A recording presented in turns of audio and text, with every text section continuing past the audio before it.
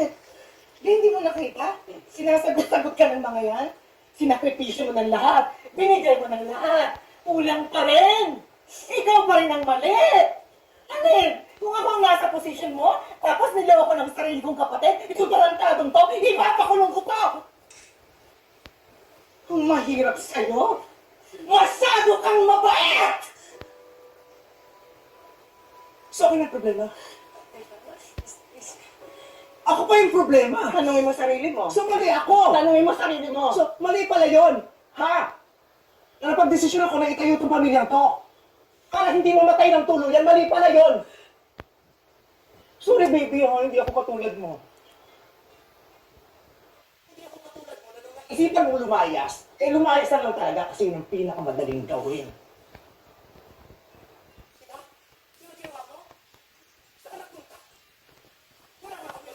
Ano ng pamilya, ate? Hoy. Lalo na kung lahat na lang iaasa sa'yo. Kung ako si ate baby noon, aalis din ako. Ang gagawin niya. Kilala kita, hindi mo gagawin yan. Alam ko kung gaano kahalaga sa itong pamilya natin. At alam ko na pag nawala ako, ikaw ang maaasahan ko. Bastos ka! Ayaw ko maging katulad mo! Ano? Ayaw kong ipasa mo sa akin yung responsibilidad.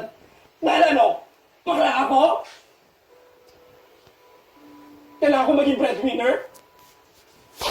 Kasi natatakot ako maging kagaya ng buhay mo, yung magiging buhay ko. Ano buhay ko?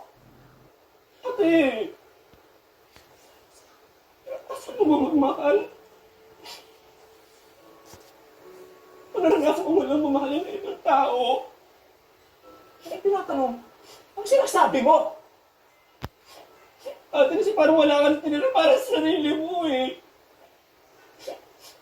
Ate, ayoko ng ganyan miserableng buhay. Ate, hindi ako magkaya na naging miserable. Uy, tama na! Ate, ayoko ng miserable na hindi kaya mo. Hindi ako miserable!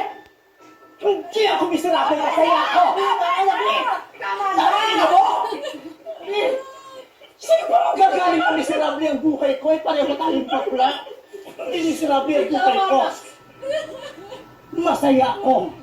Masaya ako na ibinibigay yung pangangailangan ng pamilya ko.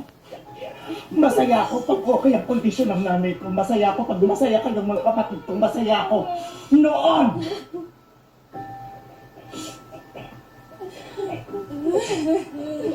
Pero tama ka. Tama ka, huwag mo kong gagayahin. Huwag mo akong tutularan. Tama ka. Tama kong hayop ka.